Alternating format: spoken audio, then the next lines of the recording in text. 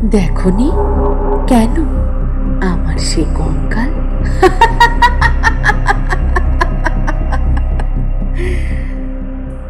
আজ আমাদের পরিবেশনায় রবীন্দ্রনাথ ঠাকুরের বিখ্যাত একটি ভৌতিক ছোট গল্প কঙ্কাল। গল্পটির ভাষা আমরা শ্রোতাদের সুবিধার্থে কিছুটা সহজ করে নিয়েছি। গল্প পাঠে ও মূল চরিত্রে সুরঙ্কিতা, কথক ও অন্যান্য চরিত্রে আমি শুভজিৎ। শ্রোতাদের উদ্দেশ্যে বলছি, আপনারা প্রত্যেকে গল্পটি মন দিয়ে শুনুন এবং আমাদের পাশে থাকুন। গল্পটি যদি আপনাদের ভালো লাগে তাহলে অবশ্যই ভিডিওটিকে লাইক করবেন এবং চ্যানেলটিকে সাবস্ক্রাইব করতে ভুলবেন না। আর অবশ্যই আপনাদের মূল্যবান মতামত কমেন্টের মাধ্যমে জানাবেন। সবাই ভালো থাকবেন। তাহলে শুরু হচ্ছে কঙ্কাল।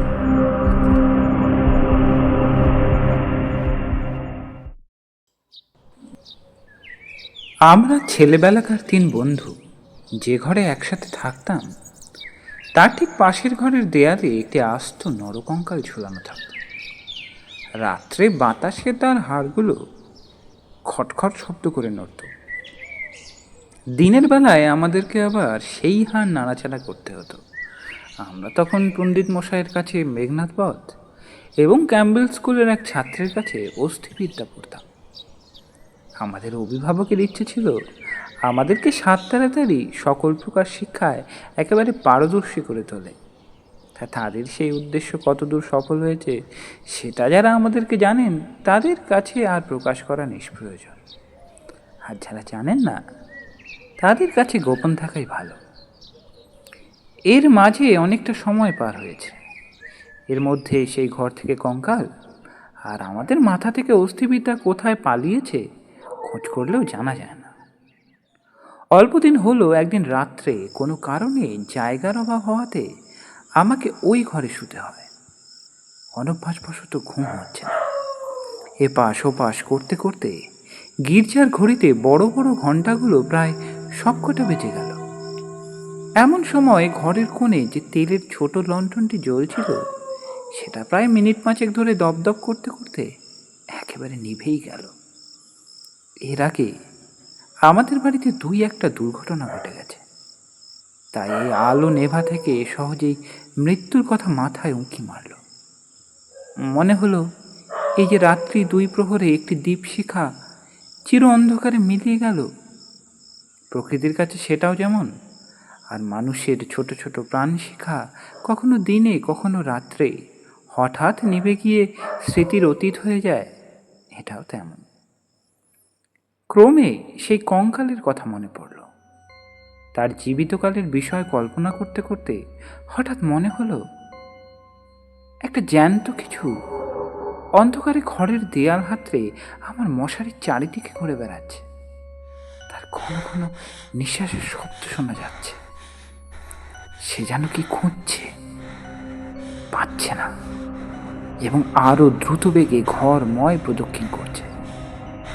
বেশ বুঝতে পারলাম সবটাই ঘুম না হওয়ার ফল। গরম মাথার মধ্যে বৌ বৌ করে যে রক্ত ছুটছে কল্পনাতে সেটাই দ্রুত পায়ের আওয়াজের মতো শোনাচ্ছে। কিন্তু তবু গা ছমছম করতে লাগলো।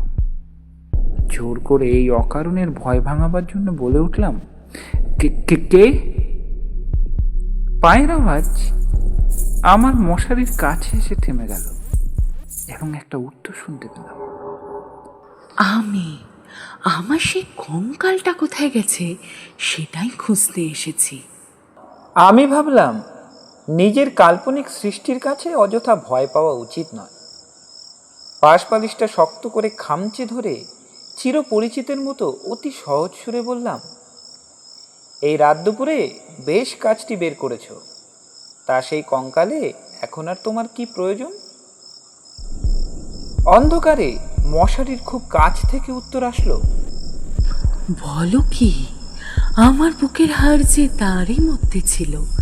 আমার 26 বৎসরের যৌবন যে তার চারিদিকে বিকশিত হয়েছিল। একবার দেখতে ইচ্ছা করে না বুঝি? আমি সঙ্গে সঙ্গে বললাম, হ্যাঁ, কথাটা সঙ্গত বটে, তা তুমি সন্ধান করোগে যাও, আমি একটু ঘুমানোর চেষ্টা করি। সে বলল, তা তুমি একলা আছো বুঝি? তবে একটু বসি, একটু গল্প করা যাক। 35 বছর আগে আমিও মানুষের পাশে বসে মানুষের সঙ্গে গল্প করতাম। এই 35টা বছর আমি কেবল শ্মশানের বাতাসে হু হু শব্দ করে বেরিয়েছি। আজ তোমার কাছে বসে আর একবার মানুষের মতো করে গল্প করি। অনুভব করলাম আমার মশারির কাছে কি বসল।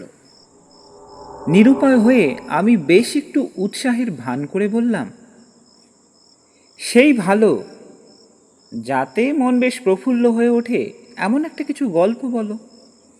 সে বলল, সবচেয়ে মজার কথা যদি শুনতে চাও তো আমার জীবনের গল্প বলি।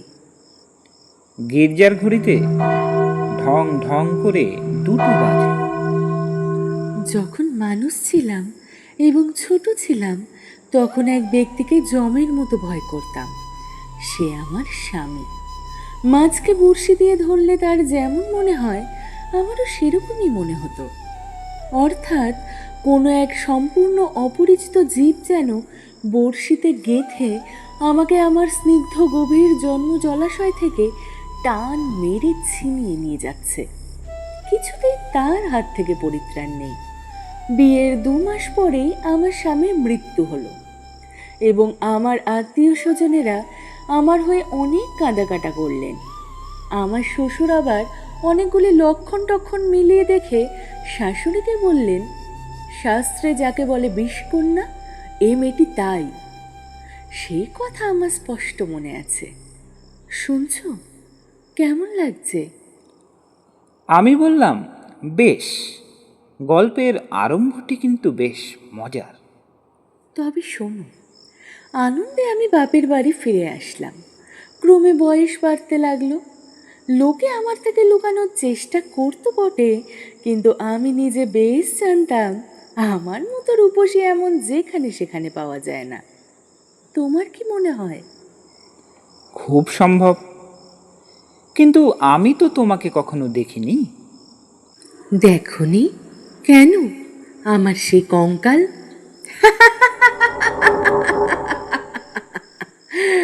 আমি ঠাট্টা করছি। তোমার কাছে কি করে প্রমাণ করব যে সেই 2টো শূন্য গভীর কোটরের মধ্যে বড় বড় টানা 2টি কালো চোখ ছিল, আর রাঙা ঠোঁটের উপরে যে মৃদু হাসিটুকু মাখানো ছিল? এখনকার দাঁত বের করা চামড়াহীন সাদা বিকট হাসির সঙ্গে তার কোনো তুলনাই হয় না। এবং সেই কখানা দীর্ঘ শুকনো হাড়ের ওপরে এত লালিত্য, এত লাবণ্য, যৌবনের এত কঠিন কোমল নিটোল পরিপূর্ণতা প্রতিটা দিন ফুটে উঠছিল।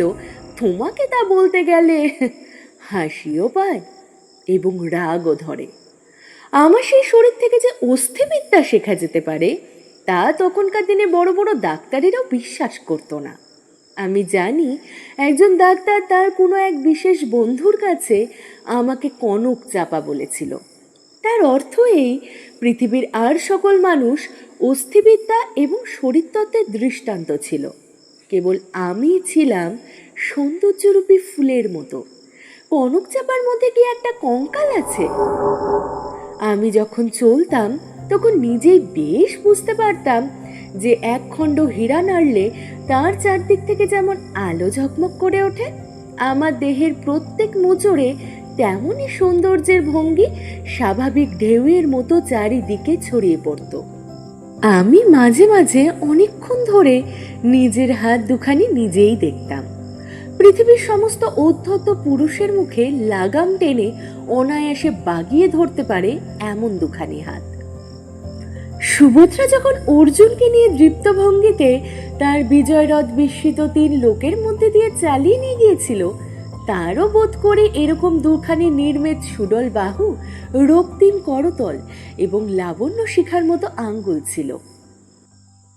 কিন্তু আমার সেই নির্লজ্জ নিরাবরণ চিরবৃদ্ধ কঙ্কাল তোমাকে আমার নামে মিথ্যা সাক্ষ্য দিয়েছে। আমি তখন নিরুপায় নিরুত্তর ছিলাম। এই জন্য পৃথিবীর সবচেয়ে তোমার উপর আমার বেশি রাগ। ইচ্ছা করে আমার সেই 16 বছরের জীবন্ত যৌবনে উত্তাপে তপ্ত রূপটি একবার তোমার চোখের সামনে এনে দাঁড় করাই। তোমার 2 চোখের ঘুম ছুটিয়ে দেই, তোমার ওই হাড়ের বিদ্যাকে একেবারে লজ্জিত করে দেশ ছাড়া করি। আমি বললাম, তোমার গা যদি থাকতো তো সেই গা ছুঁয়ে বলতাম। সে বিদ্যার লেশ মাত্র আমার মাথায় নেই। আর তোমার সেই ভুবনমোহন পূর্ণ যৌবনের রূপ অন্ধকারের মায়া বিপটে এমন জল জল করে ফুটে উঠেছে, তোমাকে এর বেশি আর বলতে হবে না। আমার কোনো সঙ্গী ছিল না। দাদা প্রতিজ্ঞা করেছিলেন বিয়ে করবেন না। বাড়িতে আমি একা, বাগানের গাছতলায় আমি একাই বসে ভাবতাম সমস্ত পৃথিবী আমাকেই ভালোবাসছে, সমস্ত তারা আমাকেই দেখছে।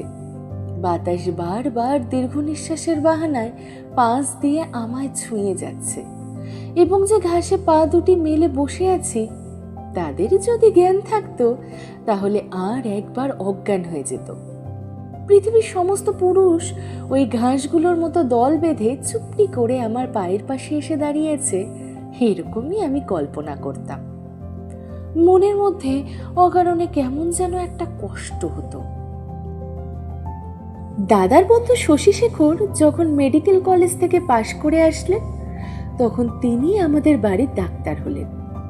আমি তাকে আগেও আড়াল থেকে অনেকবার দেখেছি। দাদা অত্যন্ত অদ্ভুত লোক ছিলেন।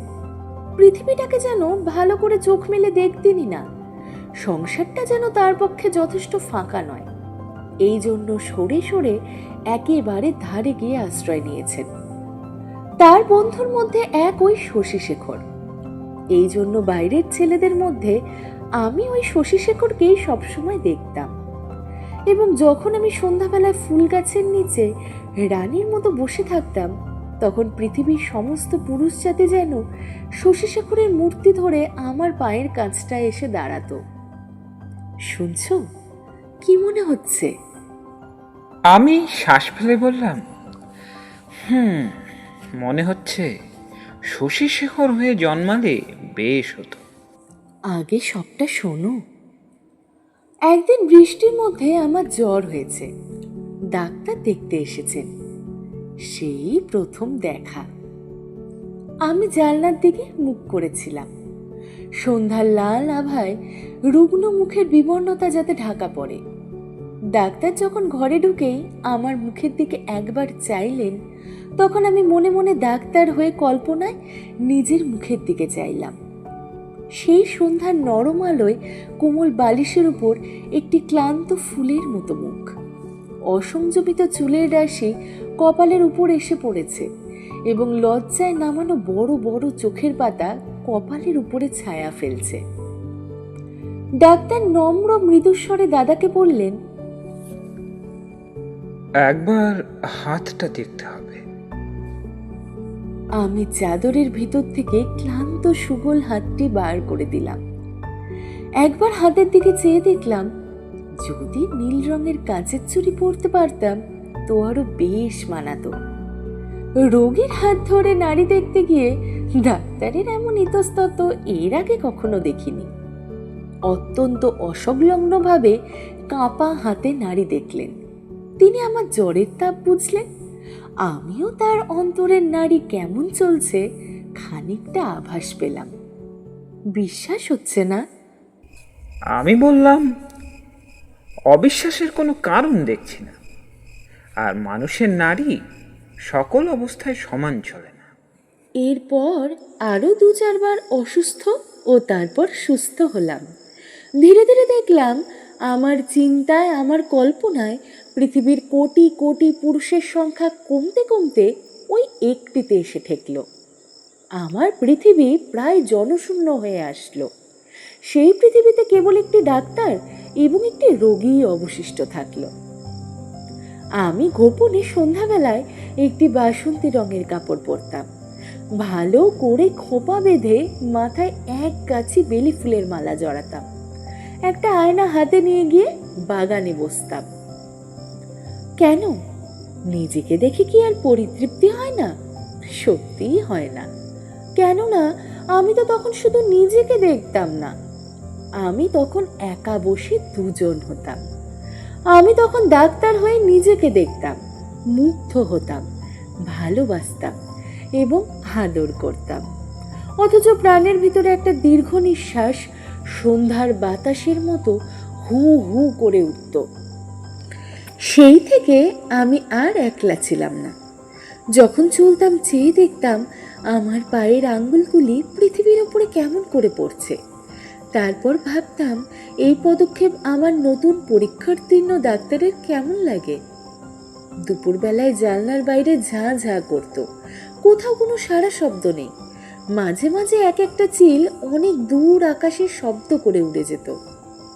আমাদের বাড়ির পাঁচিলের বাইরের রাস্তায় খেলনাওয়ালা সুর করে চাই খেলনা চাই, চুড়ি চাই করে ডেকে যেত। আমি একটা ধবধবে চাদর পেতে নিজের হাতে বিছানা করে শুতাম। একটা হাত কোমল বিছানার উপরে যেন অনাদরে মেলে দিয়ে ভাবতাম, এই সুন্দর হাতটা এমন ভঙ্গিতে কে যেন দেখলো, কে যেন দুখানি হাত দিয়ে তুলে নিল, কে যেন অমন আরক্তিম করতলের উপরে একখানি চুমু দিয়ে আবার ধীরে ধীরে ফিরে যাচ্ছে। ধরো এখানেই যদি গল্পটি শেষ হয় তাহলে কেমন হয়? আমি বললাম, মন্দ হয় না, একটু অসম্পূর্ণ থাকে বটে, কিন্তু সেইটুকু নিজের মতো ভেবে নিলে বাকি রাতটুকু বেশ কেটে যায়। কিন্তু তাহলে গল্পটা যে বড় গম্ভীর হয়ে পড়ে। তার উপহাসটুকু থাকে কোথায়? তার ভিতরকার কঙ্কালটা, তার সমস্ত দাঁত কটি মিলে দেখা দেয় কই? তারপর শোনো, একটুখানি পসার হতেই আমাদের বাড়ির একতলায় ডাক্তার তার ডাক্তারখানা খুললেন। তখন আমি তাকে মাঝে মাঝে হাসতে হাসতে ঔষধের কথা, বিষের কথা, কি করলে মানুষ সহজে মরে, এই সকল কথা জিজ্ঞাসা করতাম। ডাক্তারের কথা ডাক্তার অনর্গল বলে যেতেন। শুনে শুনে মৃত্যু যেন পরিচিত ঘরের লোকের মতো হয়ে গেল। ভালোবাসা এবং মরণ কেবল এই দুটোকেই পৃথিবীময় দেখলাম। আমার গল্প প্রায় শেষ হয়ে এসেছে, আর বেশি বাকি নেই। আমি মৃদুস্বরে বললাম, রাতও প্রায় শেষ হয়ে আসলো। কিছুদিন থেকে দেখলাম ডাক্তারবাবু বড় অন্যমনস্ক এবং আমার কাছে যেন ভারী অপ্রতিভ। একদিন দেখলাম তিনি কিছু বেশি রকম সাজসজ্জা করে দাদার কাছে তার জুড়ি গাড়ি ধার নিলেন, রাত্রে নাকি কোথাও যাবেন। আমি আর থাকতে পারলাম না। দাদার কাছে গিয়ে নানান কথা জিজ্ঞাসা করার পর বললাম, দাদা, ডাক্তারবাবু আজ জুড়ি নিয়ে কোথায় যাচ্ছে? সংক্ষেপে দাদা বলল, মরতে। আমি বললাম, না, সত্যি করে বলো না। দাদা আগের থেকেও কিঞ্চিত খোলসা করে বললেন, বিয়ে করতে। আমি বললাম, সত্যি নাকি? বলে অনেক হাসতে লাগলাম। আস্তে আস্তে জানলাম এই বিয়েতে ডাক্তার 12,000 টাকা পাবেন। কিন্তু আমার কাছে এই খবর গোপন করে আমাকে অপমান করার তাৎপর্য কি? আমি কি তার পায়ে ধরে বলেছিলাম যে এমন কাজ করলে আমি দুঃখে একেবারে মরে যাব? পুরুষদের বিশ্বাস করার উপায় নেই। পৃথিবীতে আমি একজন মাত্র পুরুষকে চিনেছি এবং এক মুহূর্তে সমস্ত জ্ঞান লাভ করেছি। ডাক্তার রোগী দেখে সন্ধ্যার আগে ঘরে ফিরলে আমি প্রচুর পরিমাণে হাসতে হাসতে বললাম, কি ডাক্তার মশাই, আজ নাকি তোমার বিয়ে? আমায় হাসতে দেখে ডাক্তার যে কেবল অপ্রস্তুত হলেন তা নয়, ভারী বিমর্ষ হয়ে গেলেন। জিজ্ঞাসা করলাম, তা বাদনা বাদ্য কিছু নাই যে? শুনে তিনি ঈষৎ একটু নিঃশ্বাস ফেলে বললেন, বিয়ে ব্যাপারটা কি এতই আনন্দের? শুনে আমি হেসে অস্থির হয়ে গেলাম। এমন কথাও তো কখনো শুনিনি। আমি বললাম, সে হবে না, বাজনা চাই, আলো চাই। দাদাকে এমনই করে ব্যস্ত করে তুললাম যে দাদা তখনই রীতিমতো উৎসবের আয়োজনে লেগে গেলেন। আমি কেবলই গল্প করতে লাগলাম, বউ ঘরে আসলে কি হবে, কি করব। জিজ্ঞাসা করলাম, আচ্ছা ডাক্তার মশাই, তখনও কি তুমি রোগীর নাড়ি টিপে বেড়াবে? যদিও মানুষের, বিশেষ করে পুরুষের মন বোঝা বড়ই কঠিন, তবু আমি শপথ করে বলতে পারি কথাগুলি ডাক্তারের বুকে শেলের মতো বিঁধেছিল। অনেক রাত্রে লগ্ন। সন্ধ্যাবেলায় ডাক্তার ছাদের উপরে বসে দাদার সঙ্গে 2-1 পাত্র মদ খাচ্ছিলেন। দুজনেরই ওই একটু একটু অভ্যাস ছিল। ক্রমে আকাশে চাঁদ উঠল। আমি হাসতে হাসতে এসে বললাম, ডাক্তার মশাই, ভুলে গেলেন নাকি? যাত্রার যে সময় হয়েছে। এইখানে একটা সামান্য কথা বলা খুব দরকার। এরই মধ্যে আমি গোপনে ডাক্তারখানায় গিয়ে খানিকটা গুঁড়ো সংগ্রহ করে এনেছিলাম এবং সেই গুঁড়োর কিছুটা সুবিধা মতো চুপ করে ডাক্তারের গ্লাসে মিশিয়ে দিয়েছিলাম। কোন গুঁড়ো খেলে মানুষ মরে ডাক্তারের কাছেই শুনেছিলাম। ডাক্তার এক চুমুকে গ্লাসটি শেষ করে খানিকটা নেশা মাখানো গদগদ কণ্ঠে আমার মুখের দিকে মর্মান্তিক একটা দৃষ্টি দিয়ে বলল, তবে চললাম। সানাই বাজতে লাগলো। আমি একটি বেনারসি শাড়ি পরলাম। যতগুলি গয়না সিন্ধুকে তোলা ছিল সবগুলি বের করে পড়লাম। সিঁথিতে বড় করে সিঁদুর দিলাম। আমার সেই বকুলতলায় বিছানা পাতলাম। বড়ই সুন্দর রাত, ফুটফুটে জ্যোৎস্না। দক্ষিণের বাতাস পৃথিবীর সমস্ত ক্লান্তি সরিয়ে দিচ্ছে। জুঁই আর বেল ফুলের গন্ধে সমস্ত বাগান ভরে উঠছে। বাঁশির শব্দ যখন ক্রমে দূরে চলে গেল, জ্যোৎস্না যখন অন্ধকার হয়ে আসতে লাগলো, এই গাছপালা এবং আকাশ এবং আজন্মকালের ঘর দুয়ার নিয়ে পৃথিবী যখন আমার চারিদিক থেকে মায়ার মতো মিলিয়ে যেতে লাগলো, তখন আমি চোখ বুজে হাসলাম। ইচ্ছা ছিল যখন লোকে এসে আমাকে দেখবে, তখন এই হাসিটুকু যেন রঙিন নেশার মতো আমার ঠোঁটের কাছে লেগে থাকে। ইচ্ছা ছিল যখন আমার অনন্ত রাত্রির বাসর ঘরে ধীরে ধীরে প্রবেশ করব, তখন এই হাসিটুকু এখান থেকে মুখে নিয়ে যাব। কোথায় বাসর ঘর? আমার সে বিয়ের বেশ কোথায়? নিজের ভিতর থেকে একটা খটখট শব্দে জেগে দেখলাম, মাকে নিয়ে 3টি ছেলে অস্থিবিদ্যা শিখছে। বুকের যেখানে সুখ দুঃখ ধুকধুক করত এবং যৌবনের প্রাপ্তি প্রতিদিন একটি একটি করে ফুটে উঠত, সেইখানে বেদ দেখিয়ে কোন হাড়ের কি নাম মাস্টার শেখাচ্ছে। আর সে যে হাসিটুকু ঠোঁটের কোণে ফুটিয়ে তুলেছিলাম, তার কোনো চিহ্ন দেখতে পেয়েছিলে কি? গল্পটা কেমন লাগলো? আমি বললাম, গল্পটা তো বেশ মজার। এমন সময় প্রথম কাক ডাকল। জিজ্ঞাসা করলাম, এখনো আছো কি? কোনো উত্তর পেলাম না। ঘরের মধ্যে ভোরের প্রথম আলো প্রবেশ করল।